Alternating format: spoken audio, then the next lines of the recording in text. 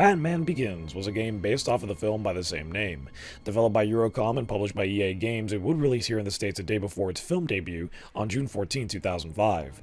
Make no bones about it, this is a movie tie-in game, and it follows the film to a near T, so its plot is not drastically different from what you've seen on the screen, like a Spider-Man game for example, where things are padded out a bit more with side content.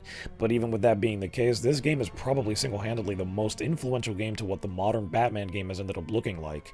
Begins laid the groundwork and foundation to the games that would precede it, and it definitely deserves its flowers for it, but it's not without its problems.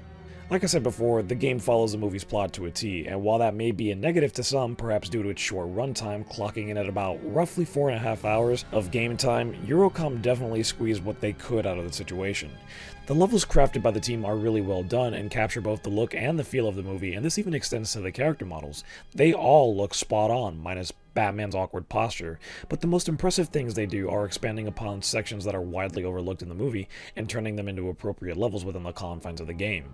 Even the music for this game is of quality, composed by Ian Livingstone, the same guy who did the music for Wolverine's Revenge, and you can kind of tell that if you listen to a few of the tracks within this game. Circling back to the levels, the beginning of the game, for example, is a tutorial level based entirely around your training with the League of Shadows, which is something that no Batman game has ever thought about doing, and it's actually a really neat concept that's visualized really well here. Likewise, Batman escaping the cops stealthily after they're called into Arkham Asylum is also on brand, considering this would be the first time this Batman would have to do something like this on this scale. Sure, these levels may be padding, but it definitely fits within the confines of the game, and it's, again, executed really well. As the standard fare for a Batman game, this is an action-adventure game with some light stealth elements. You have punches and kicks, which for the first time ever, you're not just locked to a singular enemy in combat. You can actually aim your attacks toward different opponents that will in turn turn the focus toward that enemy, and even have a few gadgets at your disposal to make enemy engagements a bit easier when you get overwhelmed. But the gadgets themselves are a little on the underwhelming side, considering that 2 out of the 3 essentially do the same thing, the flashbangs and the smoke grenades, with the third being the coolest of the bunch, being able to call down a swarm of bats on someone and engulf them in fear. And fear is the main driving force behind many of the engagements in this game. While there certainly are more action pieces in this game than stealth, a good chunk of how the game functions is based off of your reputation meter. Much like in the film, the legend of the Batman is growing, and the criminals of Gotham have begun panicking due to the rumors and stories being told of the Batman. It has all of the criminals spooked and on edge, with Batman being the benefactor of it all. Using the environment of these well-crafted levels, Batman, often with a good old trusty batarang, will spook enemies free of their weapons or have them rotating positions so that you can get behind them for stealth takedowns. As you're probably already assuming, this indeed was the precursor to the Predator sections in the Arkham series, which also use fear to misdirect enemies or even drop their guards. As mentioned previously, everything about this game's enemy engagement system is based off of the fear you generate. The higher your reputation in the area of fear, the easier it is for enemies to be taken down. Being that this is the first time something like this has ever been implemented in a Batman game, though, it is rather basic. There's only one predetermined path into spooking these enemies, so creativity is at a null point when it comes to these engagements. It doesn't mean, however, that it isn't theatrical. Hell, half the time you're doing these spookfest spots, Batman nearly kills these blokes. As a matter of fact, I'm pretty sure he does a few times during the runtime of this game, but yeah, we'll get there in a bit. Still, though, the problem with stealth is that, again, there's no real creativity behind it. Enemies armed with weapons that are marked red on your radar are absolutely lethal, meaning that a few shots from them and it's game over. A lot of the encounters, however, are very basic and don't evolve throughout the runtime of the game. Cause a distraction, the enemy turns around, sneak up behind them, and take them out. On the rare occasion, you'll also do a vertical takedown, which again, this game also pioneered, which is cool, but again, it's very basic. Cause a distraction, hide, wait for an enemy to position himself, then take him out. It all feels rather automated rather than including any type of strategy. And even the sections where takedowns are impossible and just require you getting through without being seen are just way too easy because again it never evolves past waiting for a pattern and then making your way through. On the combat front, much like Superman Shadow of Apocalypse, there is nothing virtually to unlock here. You start off with all of your potential combos, which, to be honest, isn't even a lot, and can pretty much do the same thing from the start of the game to the end of the game without it ever failing you. Enemies have a health bar that depletes when you hit them, allowing you to do a finisher on them via a single button press when their health is low enough. That button press is crucial, by the way. Not only does it finish off enemies, but it can also get enemies off of you via a multi-attack and also guard break those that are on the annoying side and refuse to get hit.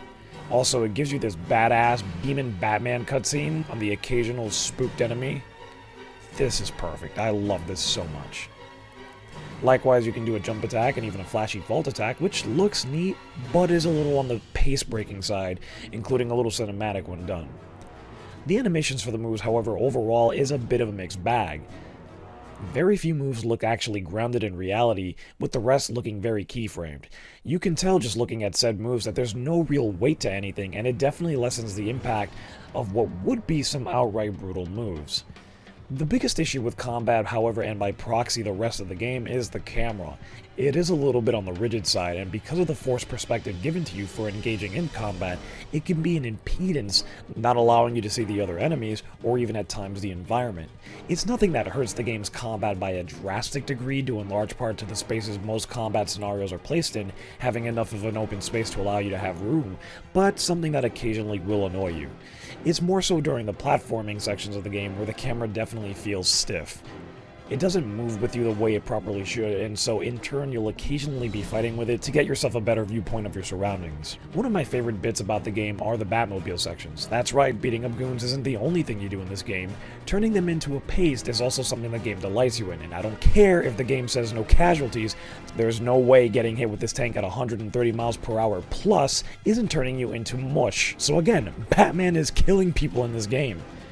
Clearly inspired by the Burnout series, these Batmobile sections are the perfect palate cleansers to the rest of the game's main dish. The whole objective here is to essentially race through the streets of Gotham and plow into as many enemy vehicles as possible. These are a ton of fun, and the controls for the Batmobile are pristine. Despite the fact that you only get 2 of these levels, with the second one being more grating on the ears, these genuinely are a lot of fun, and just long enough so that they don't overstay their welcome. Just be careful not to run into civilian vehicles, otherwise you will lose your health and game over. The main reason I said the second Batmobile level is grating on the ears, however, Rachel constantly screeching and panicking. Why is this happening to me?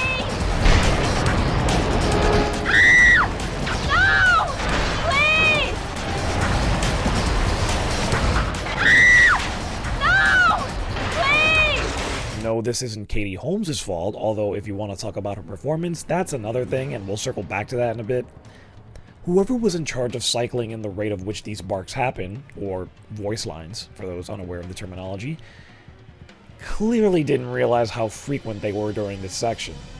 This stuff is rough, and if I had the option... And yeah, that's right, I did say Katie Holmes. Outside of the fact that this game even exists, considering how high in regard Christopher Nolan's trilogy is to most folks, the fact that everyone outside of Gary Oldman reprises their role in this game is insane. Christian Bale is Bruce Wayne and Batman, and not only does he provide the voice, but he brings it. There's no phoning it in with him. And personally, I prefer his Batman voice during Begins and even this game compared to what was to come after. So, tell me about the rabbits. Can you be more threatening? Tell me about the rabbits. Morgan Freeman also returns as Lucius Fox for at least a few lines. Liam Neeson is also here as Ra's or Ra's al Ghul, and again, no phoning it in. The accent he has in the movie is still intact for this game. And there's even Michael Caine. His Alfred is undoubtedly one of the best parts of the entire game, sassy as all hell. It's insane the amount of talent present for this game. We'll probably never see something like this ever again. But circling back to Katie Holmes, yeah, she's probably the weakest performance in the game by far, almost being usurped by Cillian Murphy's Jonathan Crane / Scarecrow. In the case of Murphy, he sounds about the same as how he does in the film, but the energy is definitely off, so a lot of the times what's going on visually in the game doesn't match up what's going on audibly. So what ends up coming across in the game is a very bored-sounding Scarecrow, and I don't think it was his intention to come across this way, because watching the behind-the-scenes videos in the Extras tab, you come to learn very quickly that Cillian Murphy is a really big gamer. So I don't think phoning it in for a video game was something that he would care to do given the respect he has for the medium. And in the defense of Katie Holmes, however, the material she was handed to work with wasn't incredibly exciting, and just looking at, again, the behind-the-scenes videos for the voiceover work the actors had to do, it looks like she had a very, very early morning session, and considering most of her lines are nothing but screaming, I probably lack the energy and enthusiasm too. And yes, there are extras in this game, although there's nothing really to write home about. For me personally, the behind-the-scenes stuff is probably the most appealing part, but outside of that, you do get a gallery of fear, which allows you to read up on the bios of the game's villains and goons, and a movie viewer that allows you to view clips from the film, and a few extra Batmobile levels and a costume changer, which is neat because if you've ever been curious to see how Christian Bale would look with the iconic gray and black suit, or even gray and blue, this game fulfills that fantasy. Batman Begins is definitely a game worth playing, if not just for the sheer novelty of what an anomaly it is with its star power, and it being the only one of the Nolanverse series of Batman games to actually see the light of day, but even with that, it's still a solid game in its own right. Again, this game probably more than most laid the foundation to many of the mechanics and systems that we see in Batman games today, and while it has aged quite a bit, there's still enough to enjoy here and appreciate despite it all. Thank you everyone for joining me on this journey for the month of Batman games. I hope you guys have been enjoying these series of videos, but for now, I need to take a break because 2 months of doing this stuff has worn me out. So I'll see you guys next time with the Miles Morales Hot Toys review. I'll catch you later.